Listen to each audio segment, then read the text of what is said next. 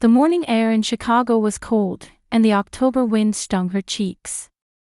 Rachel Harris hurried down the sidewalk, holding her son Tyler's hand. The 10-year-old was still sleepy-eyed as usual, yawning while carrying his large backpack. "Mom, are we going to visit Grandma at the hospital again today?" Tyler asked in a drowsy voice. "Yes, Tyler. Come to the hospital after school like always," Rachel answered, gently stroking her son's hair. "Bring your homework with you. You can do it in Grandma's room." Tyler nodded energetically. His grandmother Margaret held a special place in his heart. For Tyler, who didn't have a father, his grandmother was like a father figure to him. Margaret showered her grandson with unconditional love, and Tyler adored his grandmother in return. After parting with Tyler at the school gate, Rachel took the bus to St. Mary's Hospital. She worked as a nursing assistant, but since her mother's hospitalization, she had significantly reduced her working hours. Things were tight financially, but caring for her mother was more important than anything else. Walking down the hospital corridor, Rachel remembered what had happened 3 months ago. Margaret had suddenly begun complaining of unexplained health problems. Dizziness, nausea, loss of appetite, and occasionally severe abdominal pain.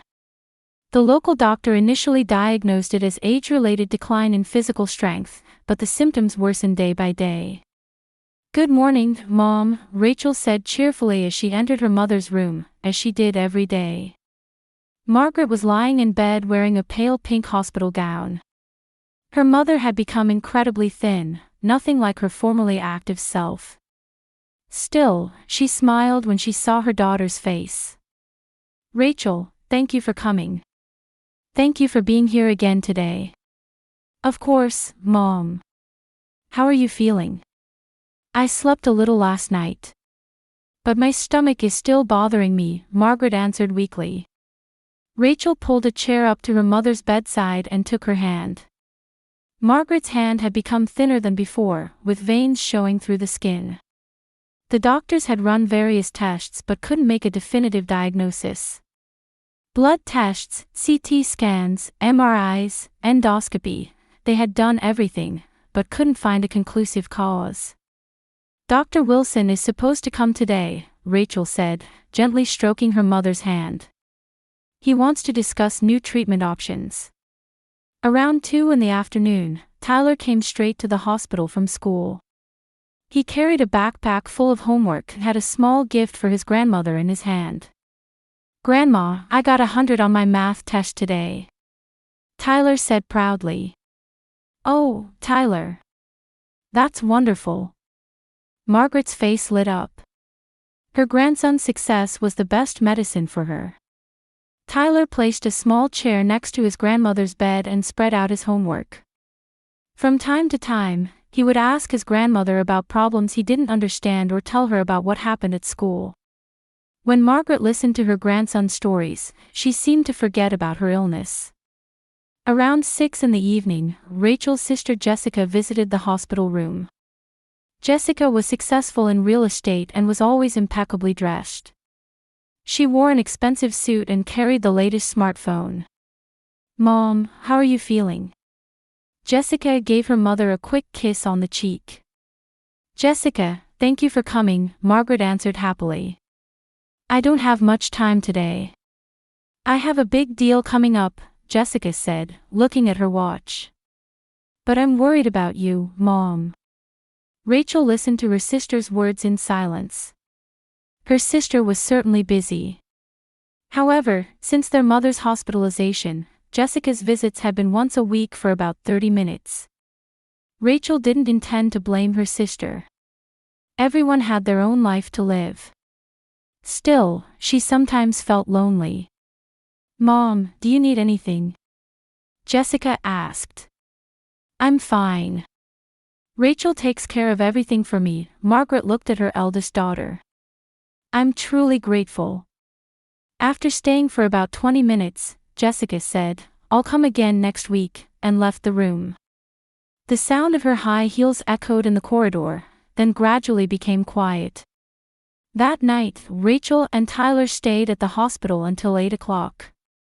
Margaret had a simple dinner with her grandson, and Tyler told his grandmother about a book he had read at school that day. "Grandma, I'll come again tomorrow," Tyler promised, holding his grandmother's hand. "Thank you, Tyler. When you're here, Grandma really feels better." Rachel watched the bond between her son and mother, praying silently in her heart. She prayed that her mother would recover quickly and that they could all live normal lives together as a family again. Margaret's hospital stay was like waves, with good days and bad days alternating. On good days, she could joke with the nurses and help Tyler with his homework. But on bad days, it was difficult for her to even sit up, and she couldn't keep food down. "You seem to have a bit of an appetite today," said Nancy, the nurse, looking at Margaret's breakfast tray. "But it would be good if you could eat a little more." Rachel sat next to her mother and brought a spoonful of soup to her mouth. "Mom, try a little harder. You need to keep your strength up." "I know, Rachel. But somehow my stomach just won't accept it," Margaret said apologetically. Dr. Wilson was puzzled during his daily examinations. The blood test results fluctuated greatly from day to day, making it difficult to make a consistent diagnosis. The white blood cell count would go up one day, then return to normal the next. The liver function values were similarly unstable. "We've tested for all the possible causes," Dr. Wilson explained to Rachel. "Infections, autoimmune diseases, digestive system disorders, endocrine abnormalities, all negative. However, the symptoms definitely exist." Rachel couldn't hide her anxiety as she listened to the doctor's words. "So you're saying you don't know what's causing it?" "At this point, yes. However, we'll continue to observe carefully and perform additional tests as needed." In the hospital room, Rachel made various efforts to make her mother comfortable. She arranged gardenias, which Margaret loved, in a small vase and placed it by the window. She played jazz music, which her mother enjoyed, on a small speaker, trying to create a homey atmosphere in the room. "This flower's fragrance brings back memories," Margaret smiled. "Your father used to give me gardenias on our wedding anniversary." Rachel held her mother's hand. Her father had died of a heart attack 5 years ago. For her mother, memories of her husband were precious treasures. In the afternoon, Tyler came straight to the hospital from school. He sat by his grandmother's bedside and told her in detail about what had happened at school that day. "Today in science class, we did a volcano experiment. When you mix baking soda and vinegar, it really erupts like a volcano," Tyler explained with sparkling eyes. "Oh, that sounds interesting. You like science, don't you?" Margaret smiled peacefully while listening to her grandson's story. "Yes, I want to be a scientist when I grow up. And I want to invent medicine that can cure Grandma's illness." Tears welled up in Margaret's eyes. "Thank you, Tyler. Just having you here makes Grandma feel completely better." Tyler blushed with embarrassment at his grandmother's words. Then he took his homework out of his backpack and began studying in his grandmother's room as usual. On the weekend, Jessica visited. She was impeccably dressed as usual, carrying a luxury brand handbag. "Mom, how was this week?" Jessica asked, kissing her mother's cheek. "I have good days and bad days, but I'm not lonely because Rachel and Tyler are here," Margaret answered. "That's good," Jessica said, looking at her watch. "Actually, I have a big project coming up, so I might be a bit busy next week." Rachel listened to her sister's words in silence. Jessica was certainly a successful real estate agent. The properties she handled were expensive, and her clients were all wealthy people. She could understand that work was busy. "I understand, Jessica. Good luck with your work," Margaret said kindly to her daughter. "Thank you, Mom. But don't worry. If you need anything, just let me know," Jessica lightly squeezed her mother's hand. "I'm fine. Rachel takes care of everything." After staying for about 20 minutes, Jessica said, "I'll come again next week," and left the room. The sound of her footsteps echoed in the corridor, then gradually became quiet. That night, Rachel was alone with her mother. Tyler was having a sleepover at a friend's house. "Mom, is there anything you're worried about?" Rachel asked, gently stroking her mother's hair. "Worried about? Not particularly. I just feel sorry for being a burden to you." Margaret looked at her daughter. "Don't say that. I'm your daughter.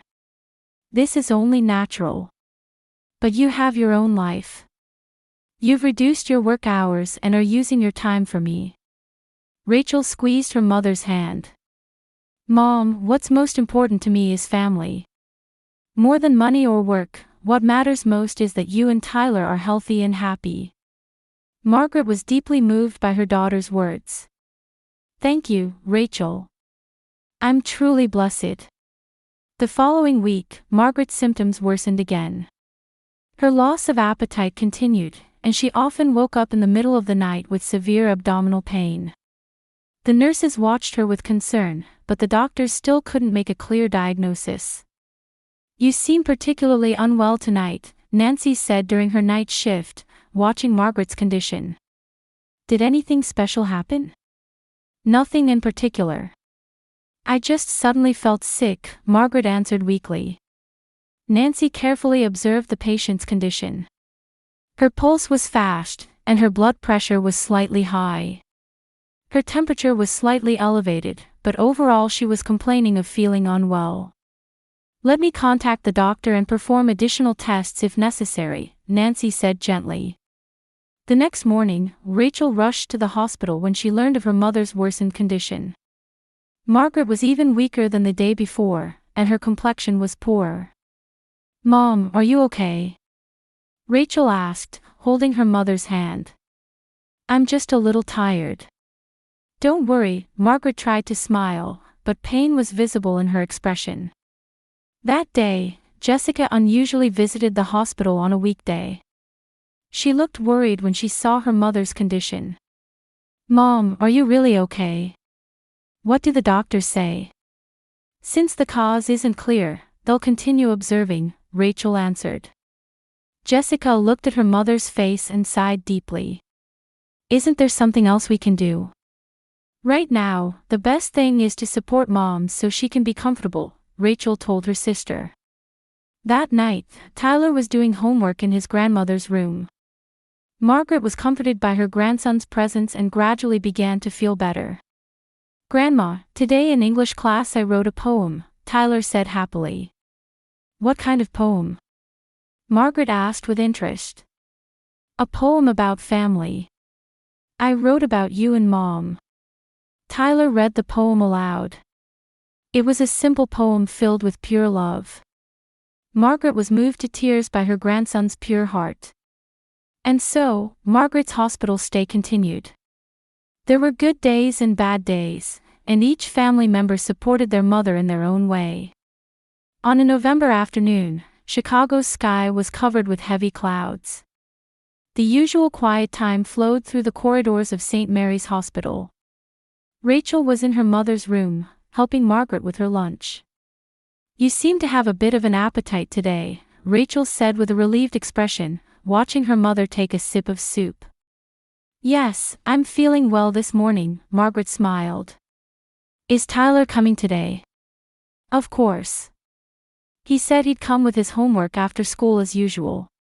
Around 3 o'clock, Tyler arrived at the hospital room. The 10-year-old boy was as energetic as always and truly looked forward to seeing his grandmother. "Grandma, I brought my math test results today," Tyler proudly showed his test paper.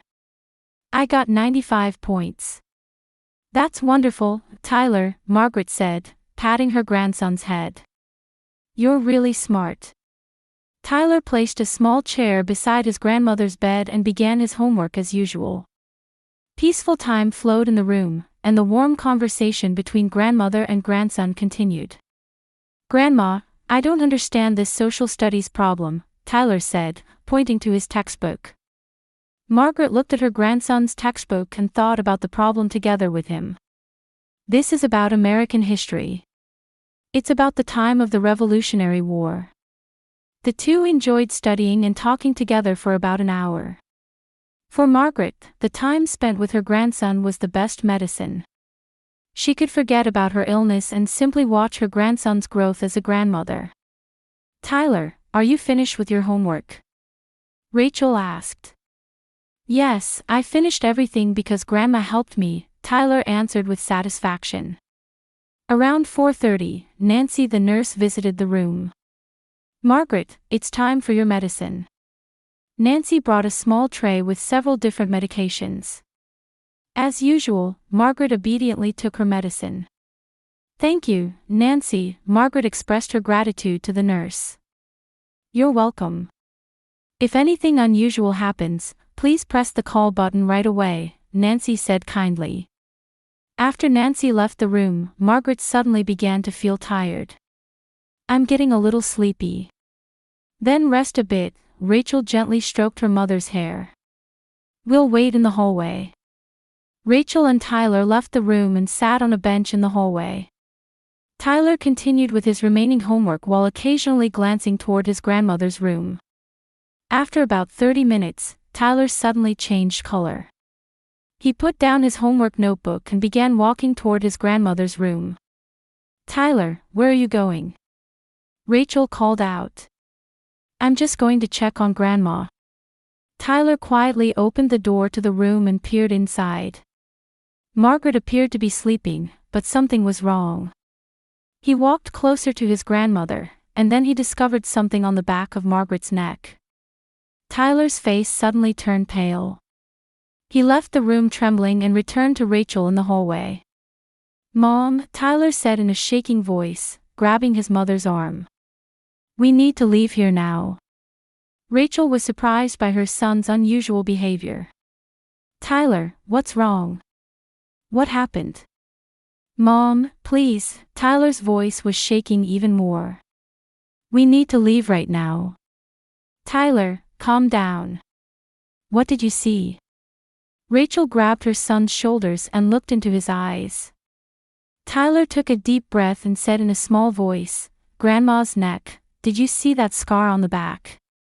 Rachel was confused by her son's words. "The back of her neck? What scar are you talking about?" "There are many small holes. Like from needles. But they're all in one place, and they look fresh," Tyler tried to explain, but it was difficult to put into words. Rachel's heart began beating violently. Her son's story was unbelievable, but seeing his serious expression, she sensed that something was wrong. "Show me." Rachel stood up and went to the room with her son. Margaret was still sleeping. Rachel carefully observed the back of her mother's neck. And she discovered exactly what her son had described. On the back of her neck, below her hairline, there were multiple small injection marks concentrated in one area. They were clearly recent, and they couldn't be explained by normal medical procedures in that location. The color drained from Rachel's face. This was not normal. There was no way that standard hospital treatment would result in so many injection marks in such a location. "Oh my God," Rachel whispered quietly. Tyler became even more anxious seeing his mother's reaction. "Mom, what does it mean?" Rachel looked at her son, not knowing what to answer. However, she instinctively understood that something was terribly wrong. "Tyler, wait in the hallway," Rachel said in a shaking voice. I need to make a phone call." Rachel went into the hallway and took out her cell phone. Her hands were trembling. Rachel explained the hospital's address and details in a shaking voice. The operator understood the situation and promised to dispatch police and a medical investigation team. After hanging up, Rachel sat down on the bench. Tyler sat next to his mother, looking at her anxiously. "Mom, did I do something wrong?" Tyler asked in a small voice. "No, Tyler," Rachel hugged her son. "You did the right thing. You were very brave." 30 minutes later, police officers and the hospital's administrative supervisor appeared in the hallway. After hearing the situation in detail from Rachel and Tyler, they began investigating Margaret's room. "We'll conduct a thorough investigation," explained Detective Johnson, the lead investigator, to Rachel. "Your mother will be moved to a safe place and examined by specialists." Rachel could only nod in her fear and confusion. This peaceful daily life had suddenly turned into a nightmare. However, she thought that her son's brave discovery might have saved her mother's life, and complex emotions swirled in her heart. 1 hour after the police arrived, St. Mary's Hospital was in a state of quiet chaos. Detective Johnson and his team thoroughly investigated Margaret's room and worked closely with the hospital's security supervisor. "First, I want to check all visitor records for the past 3 months," Detective Johnson demanded of the hospital administrator. "Then I need Margaret Harris's medication records, the nursing staff's shift schedules, and related security camera footage." Rachel and Tyler waited in a separate room. Tyler sat quietly on his mother's lap, occasionally looking up at her face anxiously. "Mom, is Grandma okay?" Tyler asked in a small voice. "The doctors are examining her, so she'll be fine," Rachel answered, stroking her son's hair. However, she herself was trembling with fear inside. 2 hours later, Detective Johnson came to Rachel. His expression was serious. "Ms. Harris, I have some questions," the detective said, sitting down in a chair. "When we examined your mother's medication records, we discovered traces of substances in her blood tests that weren't prescribed by her doctor." Rachel's face went pale. What does that mean?" "It's possible that someone was administering drugs to your mother without authorization. And continuously, at that." Who would do that?" "Why?" Rachel looked at the detective with disbelief. "We're investigating that. By the way, please tell me about your mother's visitors. Who visited regularly over the past 3 months?" Rachel answered thoughtfully. "Tyler and I came every day. And my sister Jessica came about once a week." "Anyone else?" "No one in particular.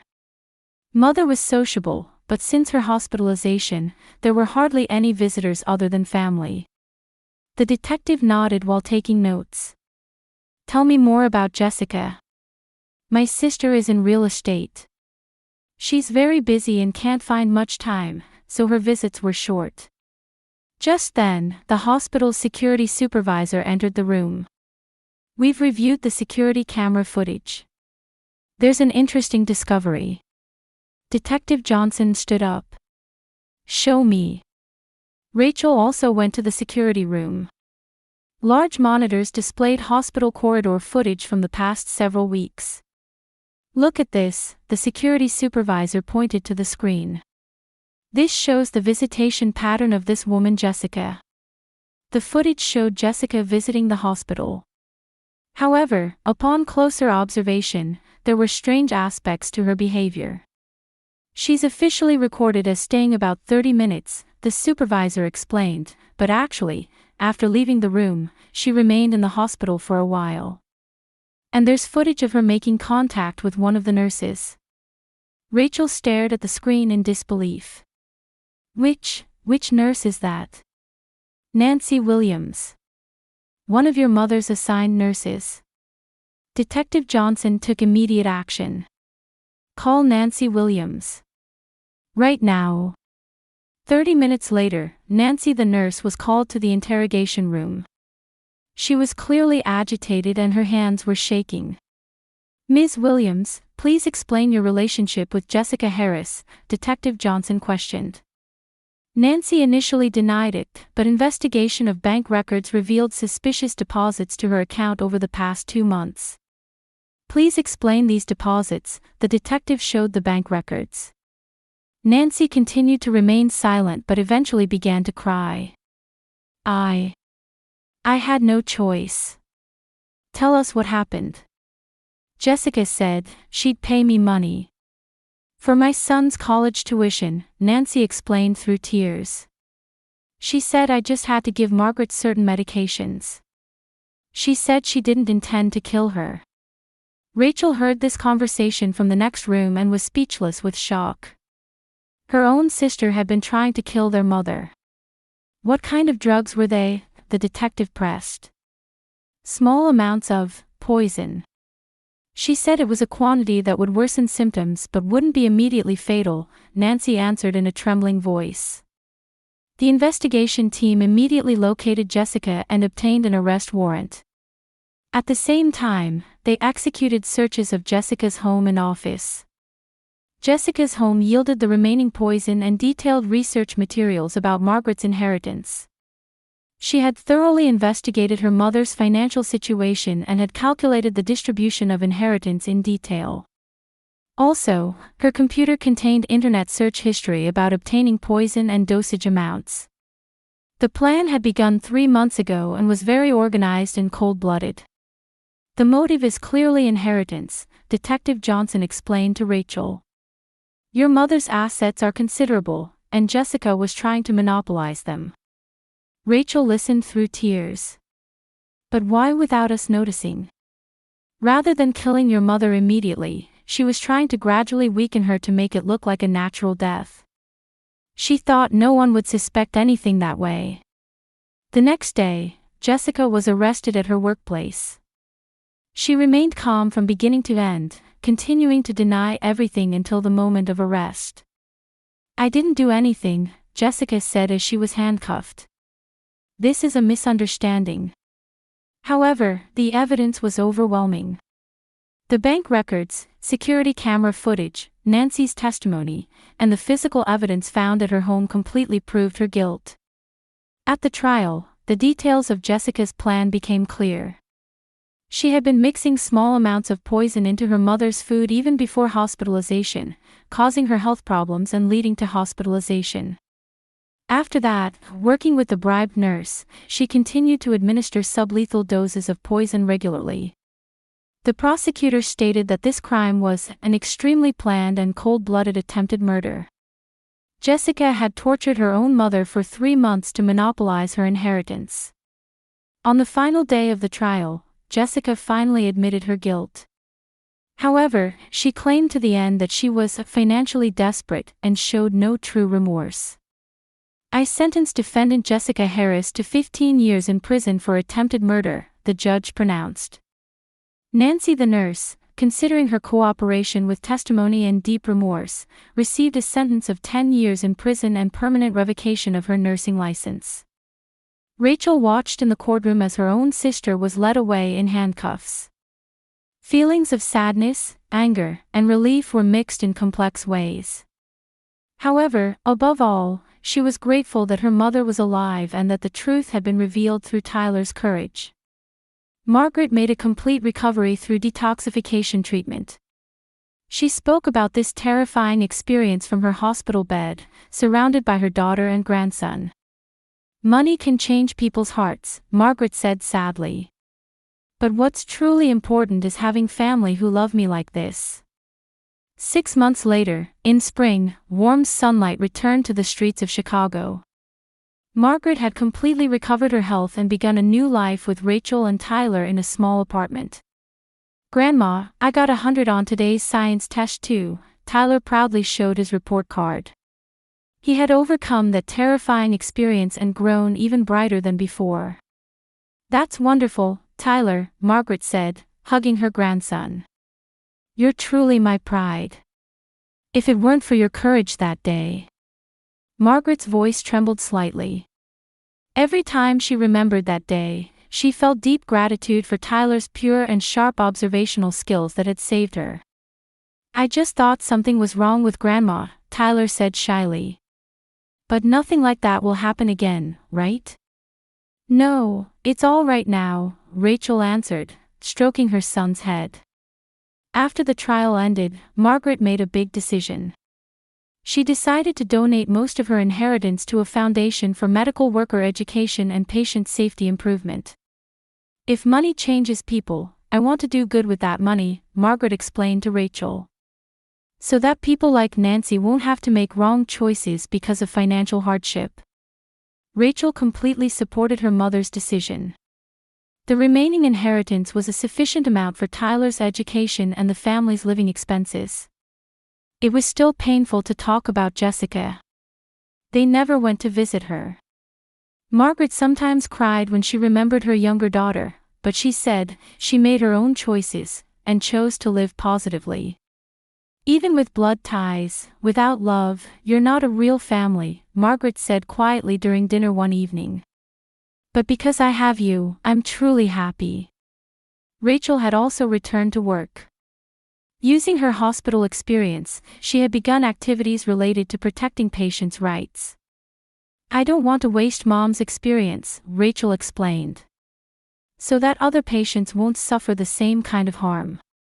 Tyler had developed a dream of becoming a doctor in the future to help people. That terrifying experience had taught him the preciousness of human life and the importance of having the courage to do what's right. On a Sunday afternoon, the three of them were walking in the neighborhood park. Margaret walked hand in hand with Tyler, while Rachel walked a little behind them. "Grandma, where should we go for summer vacation next year?" Tyler asked cheerfully. "Anywhere is fine. As long as I can be with you," Margaret smiled. Rachel watched her mother and son, praying quietly in her heart. She prayed that this peaceful daily life would never be threatened again. And she had learned firsthand that true family bonds become the strength to overcome any difficulty. Sitting on a park bench, Margaret looked up at the sky. Many things happen in life, but if you have a loving family, you can overcome anything. Tyler listened to his grandmother's words and nodded firmly. "I'll always protect Grandma and Mom." "Thank you, Tyler," Margaret said with tears in her eyes. "But caring for each other is what's most important." As the sunset sank in the western sky, the three walked home hand in hand. As a true family bound by bonds deeper than blood, they had begun to walk a new life. Having learned what was more important than inheritance or status, they would continue to support each other and live days filled with love. And Jessica's crime was also widely reported in the local newspapers, sparking discussions about elder abuse within families and misconduct in medical settings. Margaret and her family's experience became a catalyst for many people to think about what true family love really means.